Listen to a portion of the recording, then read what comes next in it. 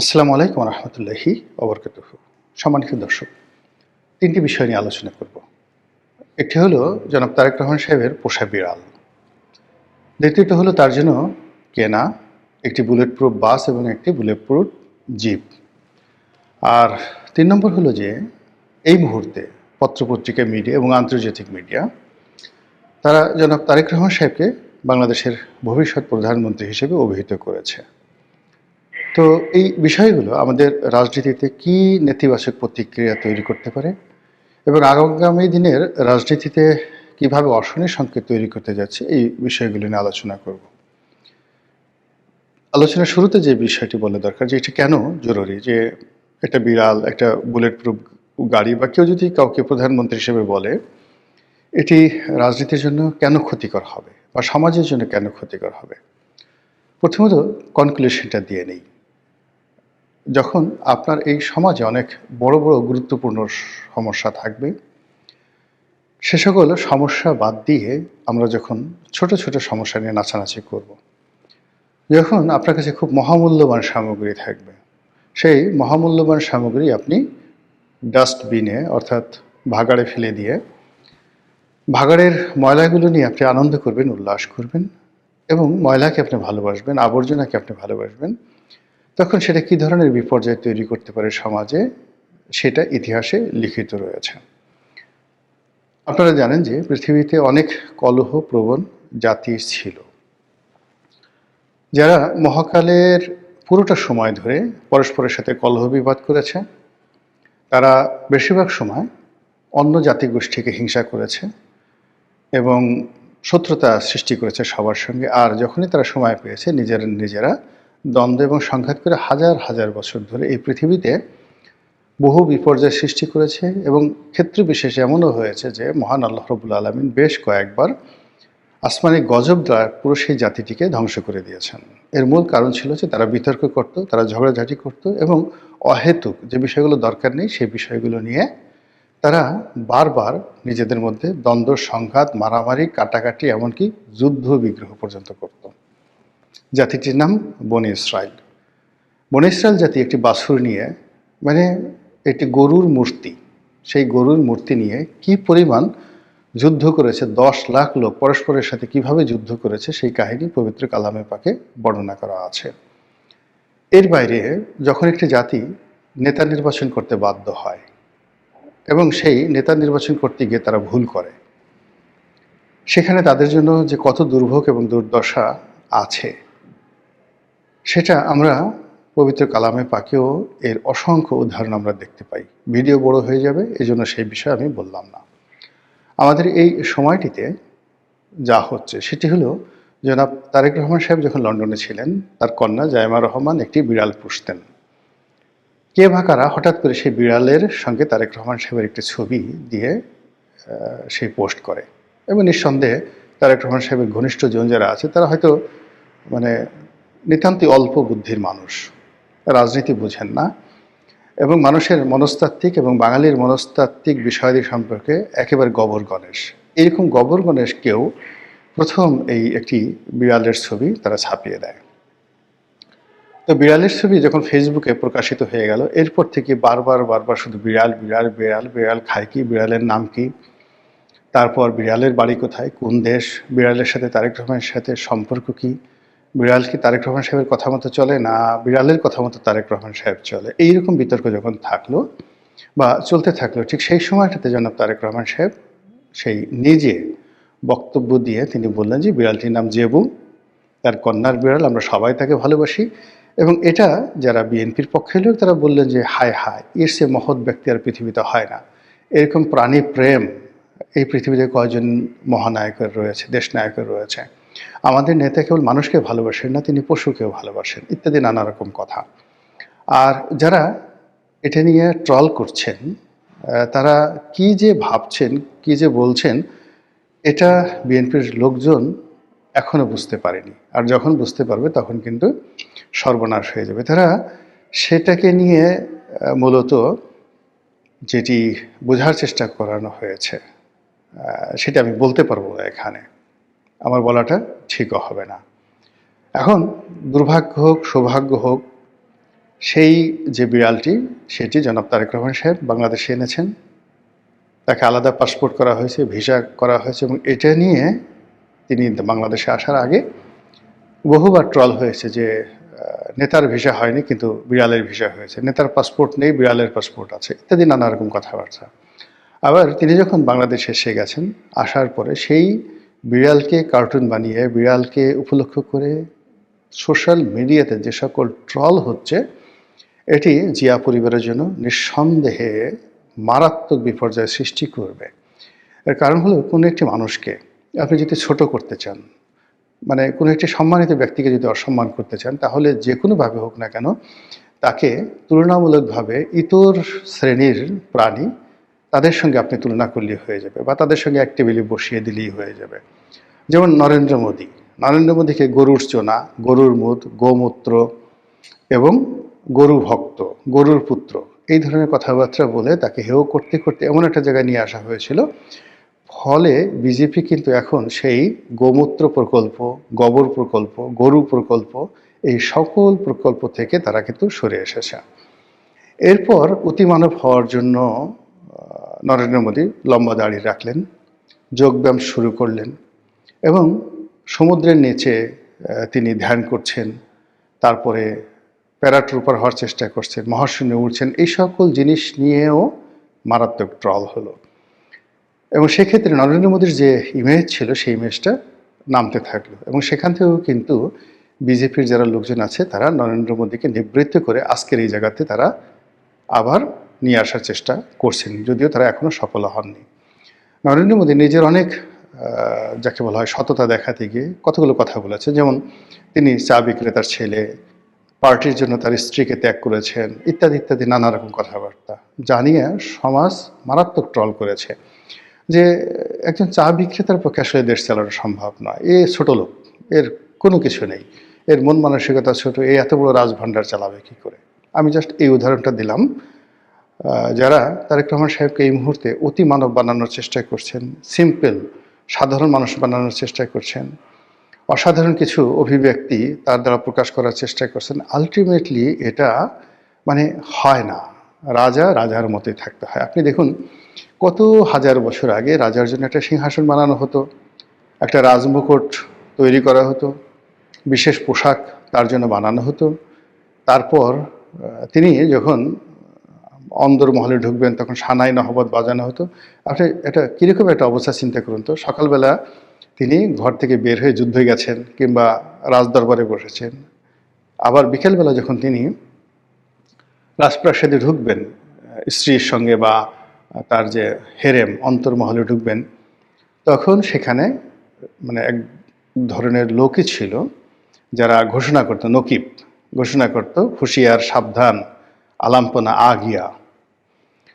একথা বলার সঙ্গে সঙ্গে ঢোল বাদ্য বেজে উঠত, এবং ওখানে সবসময় সানাই বাজানোর জন্য, নহবত বাজানোর জন্য এক ধরনের শিল্পী 24 আওয়ার্স থাকতো। তারা সেই রাজার আগমনকে আনন্দমুখর করার জন্য সানাই বাজাতেন। এটা এখন পর্যন্ত চালু আছে বিশ্বের সকল রাজপ্রাসাদগুলোতে। এবং অকেশনালি এই যে দেখুন, ইংল্যান্ডের রাজাদের জন্য ঘোড়া, তাদের জন্য ঘোড়ার গাড়ি এবং যত রাজ অভিষেক কেন সেইভাবে হয়, এর কারণ হলো মানুষ রাজাকে রাজার মতো দেখতে চায়, রাজাকে কখনো ফকিরের মতো দেখতে চায় না। তো সেই অর্থে যখন কোনো একটি রাজাকে হেয় করার জন্য প্রয়োজন পড়ে, তখন খুব কৌশলে তার সঙ্গে একটি পশুকে জুড়ে দেওয়া হয়। আপনি যেমন ধরুন ইয়াজিদ। তো ইয়াজিদের নাম তো আপনারা সবাই জানেন, তার একটি পোষা বিড়াল ছিল, নয় বানর ছিল। তো সেই বানরটিকে নিয়ে সেই মানে যাকে বলা হয় রাজদরবারে যারা লোকজন, তারা এতটা চালাকি করতেন, সেই চালাকি করার ফলে কি হতো, সবাই মনে করতেন যে বানর ছাড়া আসলে মানে বানরকে আদর করা ছাড়া, বানরকে প্রিভিলেজ দেওয়া ছাড়া, বানরের বন্দেগি করা ছাড়া কোনো অবস্থাতেই ইয়াজিদের কাছে যাওয়া যাবে না। এবং এই চাটুকার শ্রেণী তারা কি করলো, রাজদরবারে ইয়াজিদের জন্য যে সিংহাসন তৈরি করা হয়েছিল, সেই সিংহাসনের পাশে বানরের জন্য একটা সিংহাসন তৈরি করা হয়েছিল। এবং অনেক বড় বড় আমির উমরা, তারপর অনেক বড় বড় যাকে বলা হয় জেনারেল, গভর্নর, তারা এই ইয়াজিদকে খুশি করার জন্য নিজেরা বানর পোষতেন।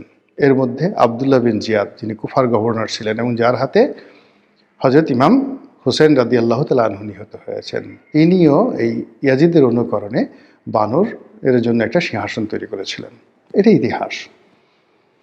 তো সেই দিক থেকে এখন বাংলাদেশের দুটো গ্রুপ হয়ে গেছে। একটা গ্রুপ এই জেবুকে নিয়ে বাড়াবাড়ি করছে, জেবু ভালো, এরকম ইত্যাদি ইত্যাদি। বিএনপির পক্ষের লোক, আমি সেটা বলবো না। বিপক্ষের লোক যেটা করছে সেটা হলো এই যারা মানে জেবুকে নিয়ে বাড়াবাড়ি করছে বা বিড়ালকে নিয়ে বাড়াবাড়ি করছে, তাদেরকে ছোট করার জন্য নানা রকম শব্দ, নানা রকম বাক্য, নানা রকম কার্টুন দিয়ে পুরো ইন্টারনেট সয়লাভ। দেখা যায় না, শোনা যায় না এই জিনিসগুলো। এ আবার অন্যদিকে যেটা হচ্ছে, বিএনপির যারা লোকজন আছে তারা মনে করছে যে এই কাজগুলো জামাতি বট বাহিনী করছে, এই কাজগুলো আওয়ামী লীগের বট বাহিনী করছে। এজন্য জামাতের আমির বঙ্গবন্ধু শেখ মুজিবুর রহমান তাদের চেহারার সঙ্গে একেবারে বিড়ালের ছবিটা দিয়ে সুন্দর করে একদম বঙ্গবন্ধু শেখ মুজিবুর রহমানকে বিড়াল বানিয়ে দেওয়া হয়েছে, শফিকুর রহমান সাহেবকে বিড়াল বানিয়ে দেওয়া হয়েছে। এখন জামাতের যারা লোকজন আছেন, তারপরে আওয়ামী লীগের যারা লোকজন আছেন, তারা বিড়ালকে কি বানাবেন চিন্তা করেন তো। কার্টুন দিয়ে, ভিডিও দিয়ে কি বানাবেন?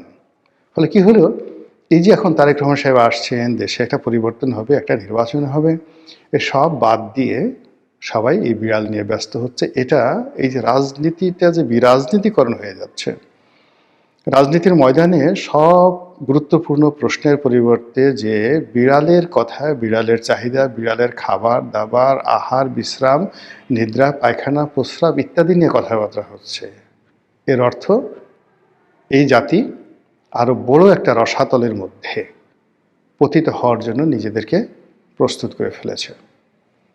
এই যে বিড়াল নিয়ে জনাব তারেক রহমান সাহেবকে নিয়ে যে আদিক্ষেতা হচ্ছে পক্ষে, তার পক্ষে যে আদিক্ষেতাগুলো হচ্ছে, এটা হাইয়েস্ট 3 থেকে 4 দিন থাকবে।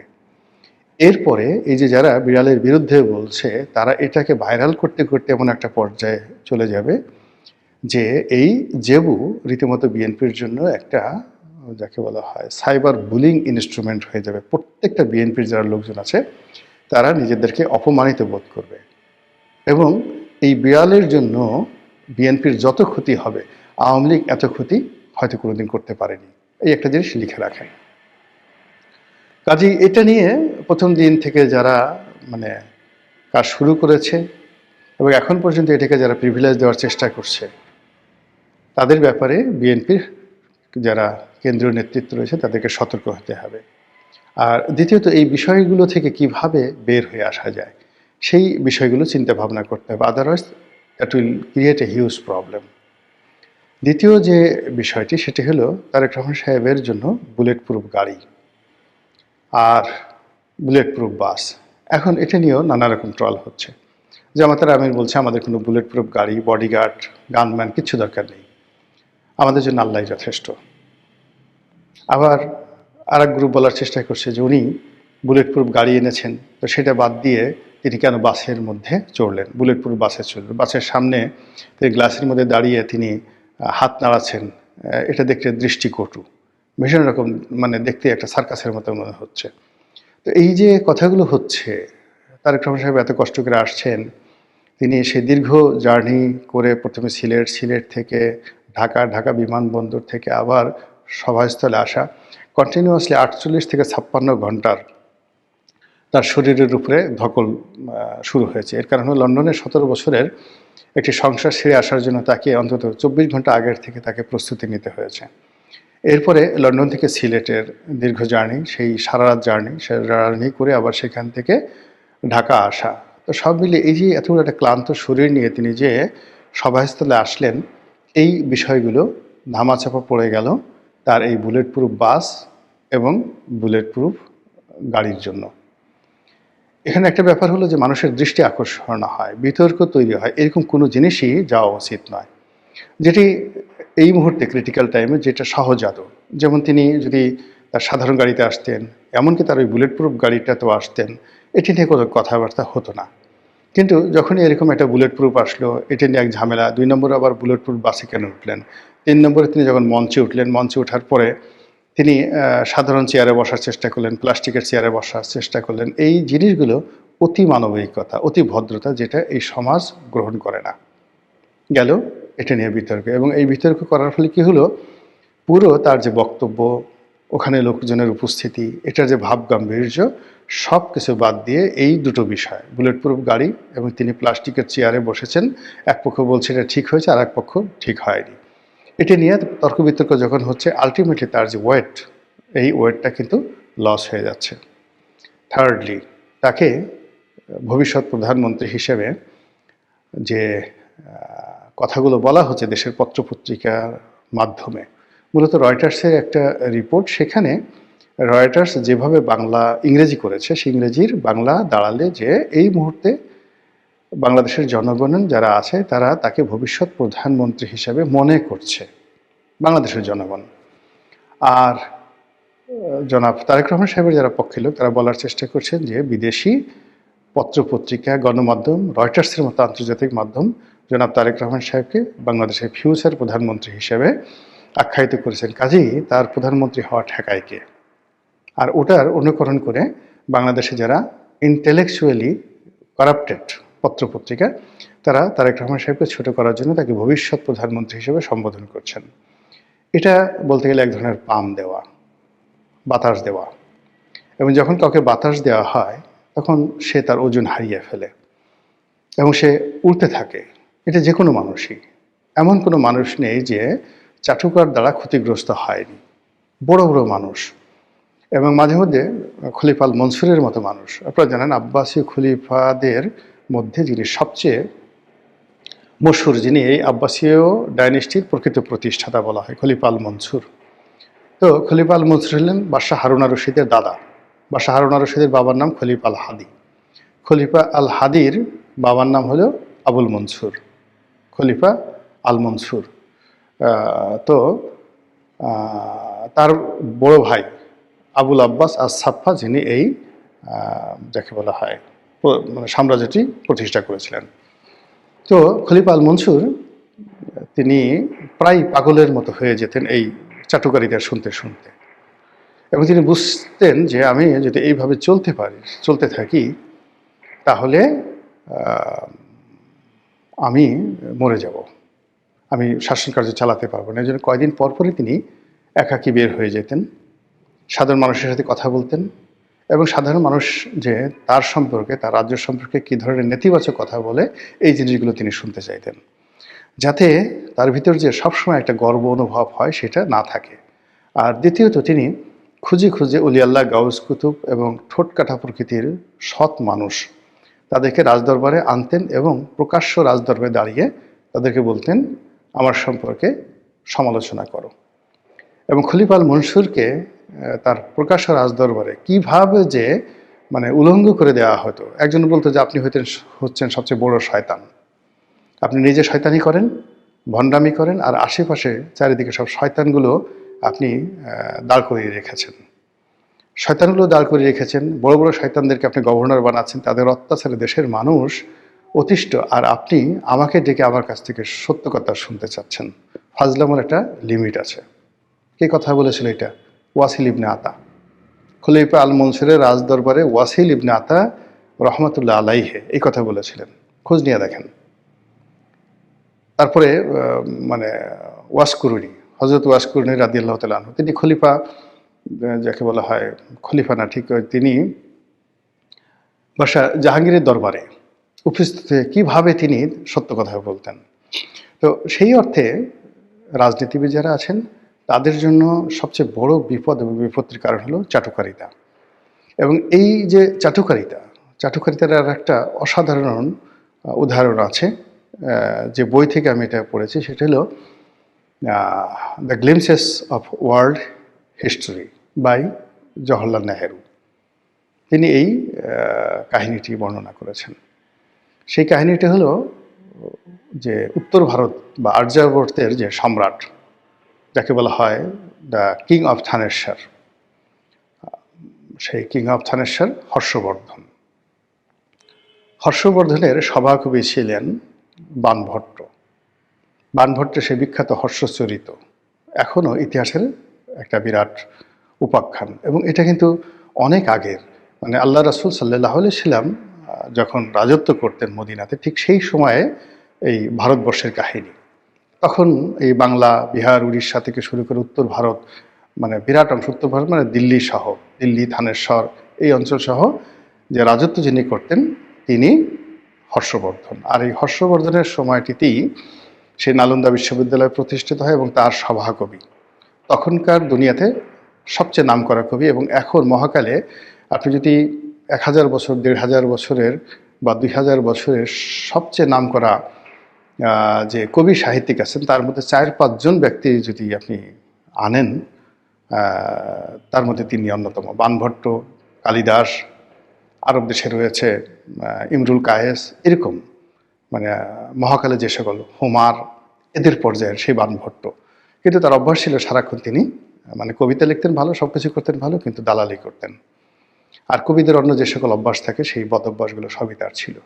তো তিনি প্রায় কবিতা লিখে রাজার নামে চালিয়ে দিতেন, এবং ওই সময়টাতে যারা কবিতা লিখতে পারত মনে করা হতো তারা পৃথিবীর সবচেয়ে শ্রেষ্ঠ জ্ঞানী। তো রাজা, চারিদিকে শুধু রাজাকে প্রশংসা, যে রাজা বিখ্যাত কবি।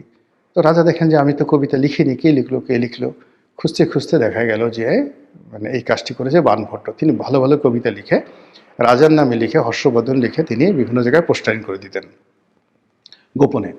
তো এটা রাষ্ট্রের যারা কর্তা ব্যক্তি তারা এটা বের করলো, গোয়েন্দারা বের করলো, বের করে বাণভট্টর উপর তিনি খুব রাগ করলেন। একদিন প্রকাশ্য দরবার থেকে তাকে বের করে দিলেন অপমান করে, যে আপনি এই ধরনের চাটুকারিতা বন্ধ করুন। তো তিনি বের হওয়ার পরে যেটি বললেন যে রাজার সবচেয়ে বড় বিপদ হলো চাটুকার, আর রাজার জন্য সবচেয়ে অসম্ভব যে বিষয় হলো কোনো রাজাই চাটুকার ছাড়া চলতে পারে না। তো এই যে হর্ষবর্ধনের এই বিখ্যাত কথা আজ থেকে 1400 বছর আগে তিনি বলেছেন এবং সেটা লিখিত আছে। সেই বিষয়গুলো যদি জনাব তারেক রহমান সাহেব খোঁজ নেন এবং তার আশেপাশে যারা চাটুকার রয়েছে তাদের ব্যাপারে তিনি সতর্ক হন, আশা করি তার রাজনৈতিক জীবন তুলনামূলকভাবে ভালো হবে। মহান আল্লাহ আমাদের সবাইকে হেদায়েত দান করুন এবং হেফাজত করুন। আসসালামু আলাইকুম ওয়া রাহমাতুল্লাহি ওয়া বারাকাতুহু।